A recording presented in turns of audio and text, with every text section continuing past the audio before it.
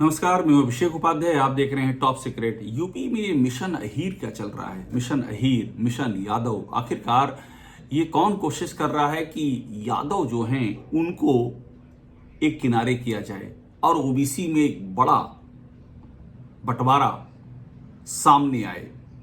और ये कोशिश अब खुल करके चल रही है और ये दिखने लगी है। और अगर ऐसा हो जाता है तो आप समझ लीजिए यूपी का पूरा जाति इक्वेशन बिखर सकता है। ये अपने आप में बहुत बड़ी कवायद है, बहुत ही सोची समझी कवायद है। इस कवायद को बल मिला जब बीजेपी की अपनी अहम सहयोगी सुहेलदेव भारतीय समाज पार्टी के राष्ट्रीय अध्यक्ष ओम प्रकाश राजभर ने केंद्रीय गृह मंत्री अमित शाह से मुलाकात की और उन्होंने कहा कि रोहिणी आयोग की सिफारिश को लागू किया जाए। उन्होंने कहा कि रोहिणी आयोग की सिफारिश लागू करना बहुत जरूरी है और उसके पीछे तर्क ये दिए कि ओबीसी में सही बंटवारा तो हो आरक्षण का। ओबीसी में आरक्षण के सही बंटवारे का सीधा सा मतलब ये होता है कि सबसे अधिक मलाई जिनको मिली है, जिसमें कि यादवों का नाम लिया जाता है, यादव और अहीर, जिन्होंने सबसे अधिक मलाई खाई है ओबीसी आरक्षण की, उनको किनारे किया जाए और जो जातियां पीछे रह गई उनको आगे किया जाए। ये उसका संदेश था और ये संदेश पंचायत चुनाव के पहले और भी ज्यादा गहराता और गर्माता जा रहा है।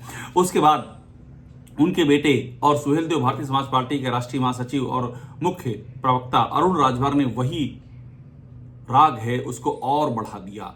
अरुण राजभर ने कहा कि एक के बाद एक कई सारे ट्वीट करके इसी बात का इशारा दिया, देखिए दबाव ऐसे ही बनता है, इस तरह की बातें सामने रखी जाती हैं और उसके बाद दबाव बनना शुरू हो जाता है। उन्होंने कहा कि रोहिणी आयोग की रिपोर्ट तैयार है, इसको लागू क्यों नहीं किया जा रहा, विपक्ष क्यों नहीं मांग कर रहा कि रोहिणी आयोग को लागू किया जाए। मैं भी आपको समझाऊंगा कि रोहिणी आयोग का इस मिशन अहीर से क्या कनेक्शन है। उन्होंने ये भी कहा कि जो त्रिस्तरीय अभी पंचायत चुनाव होने वाले उसमें 27% जो ओबीसी कोटा है और 22.5% जो दलित कोटा है उसका विभाजन किया जाए, कोटे में कोटा लागू किया जाए। ये बड़ी बात है, कोटे में कोटा लागू करना। इसका सीधा सा मतलब ये है कि जो 27% में तय कर दिया जाए कि इतना परसेंट जो है इसमें यादव होंगे, इतने परसेंट में और पिछड़े होंगे और उससे बाद जो परसेंटेज होगा उसमें सबसे अधिक पिछड़े होंगे, यानी कि 3 कैटेगरी कर दी जाए, ए बी सी, इस तरह की 3 कैटेगरी की बात है, यानी कि उसमें समेटने की बात है यादवों को और अहीरों को, कि उनको समेट दिया जाए। ये इसका आशय है। अब देखिए इसके बाद वो लिखते हैं कि 27% आरक्षण का लाभ अकेले यादव अहीर ओबीसी वर्ग की मजबूत जाति ले रही है, इसलिए कोटे में कोटे की आरक्षण की व्यवस्था लागू होनी चाहिए। वही बात और खुल के अरुण राजभर लिख रहे हैं कि 27% आरक्षण का तो पूरा लाभ सिर्फ और सिर्फ यादव ले रहे हैं, अहीर ले रहे हैं, बाकी को नहीं मिल रहा है। ये एक अहम बात है, मैं इसीलिए कह रहा हूं ये मिशन अहीर है, यानी कि यादवों को एक तरह से किनारे किया जाए और बाकी ओबीसी जातियों को आगे लाया जाए। और ये बड़ा गेम प्लान, ये गेम प्लान 27 तक जाएगा। पंचायत चुनाव तो सिर्फ एक झांकी है, असली पिक्चर 27 की अभी बाकी है। अब देखिए इसको और आगे बढ़ाया जा रहा है। बाकायदा ये कहा जा रहा है अरुण राजभर की ओर से और साथ में सुहेलदेव भारतीय समाज पार्टी की ओर से कि चितौना में आखिरकार अखिलेश यादव क्यों दिलचस्पी नहीं ले रहे हैं। चितौना यानी कि वाराणसी में चौबेपुर थाना है, वहां पर चितौना गांव में, वहां पर राजभर बनाम ठाकुर का झगड़ा हो गया है। दोनों ओर से नेता उतरे हुए हैं। जो ठाकुर समाज है उसकी ओर से भी नेता उतरे हैं, करणी सेना उतरी है, राजभर समाज की ओर से अनिल राजभर जो कैबिनेट मंत्री हैं और खुद अरविंद राजभर जो कि ओम प्रकाश राजभर के बेटे हैं और साथ में प्रधान राष्ट्रीय महासचिव हैं सुहेलदेव भारतीय समाज पार्टी की, वो भी उतर गए हैं। अब इस तरह से ये आमने सामने की लड़ाई है और इसमें ये कहा जा रहा है कि अखिलेश यादव इटावा के मुद्दे पर बोलते हैं, यादवों के हक में जम करके आवाज उठाते हैं और कहते हैं कि अगर इटावा के यादवों को न्याय नहीं मिला तो 3 दिन में आंदोलन छेड़ देंगे। लेकिन अखिलेश यादव राजभर वाले मुद्दे पर खामोश क्यों होते हैं? क्या अखिलेश यादव सिर्फ और सिर्फ यादवों की पॉलिटिक्स करते हैं? क्या उनके लिए ओबीसी का मतलब सिर्फ यादव है? इस लॉजिक को आगे किया जा रहा है और जब ये लॉजिक आगे किया जाएगा तो फिर ओबीसी में बंटवारे का लॉजिक बन जाता है।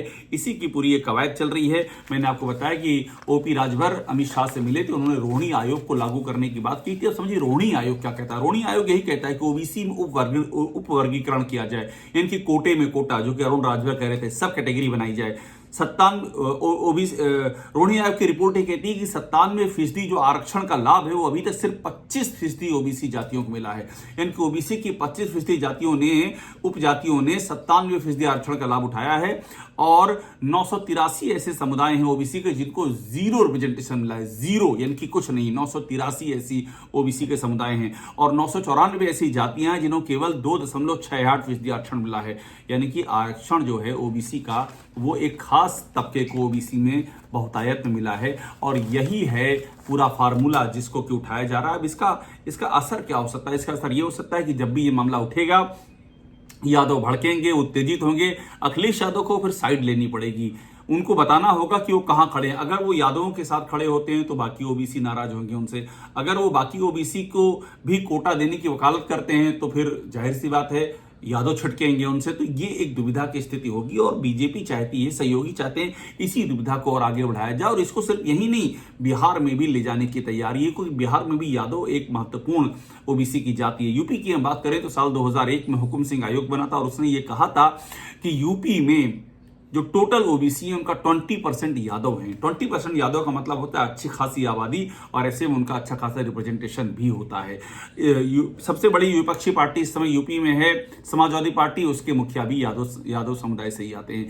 आरोप लगता है कि समाजवादी पार्टी में यादवों को सबसे अधिक जगह दी गई है, जो जिला अध्यक्ष हैं उसमें अधिकतर यादव ही बनाए गए हैं, और ये सिर्फ ओबीसी के नाम पर यादवों को ही आगे बढ़ाने का काम करती है, समाजवादी पार्टी पर आरोप लगते हैं। तो इस तरह से पूरा एक माहौल बनाया जा रहा है और मिशन अहीर की पूरी पृष्ठभूमि इसी बात की है कि दूसरी जो ओबीसी की पिछड़ी जातियां हैं उनको आगे लाने की कवायद की जाए और ओबीसी में बंटवारा किया जाए। अगर ये बंटवारा हो गया तो बीजेपी की जो जमीन दरकी है 2024 के लोकसभा चुनाव में, बीजेपी को लगता है कि उसको इसका फायदा मिल सकता है, वो जमीन वापस आ सकती है। क्योंकि 2024 में हुआ ये था कि कुर्मी, शाक्य, सैनी, कुशवाहा, राजभर, निषाद, यादव, इन सब ने एक जगह इकट्ठा होकर के वोट किया था और इसी में बीजेपी डिवीजन करने की कोशिश में है।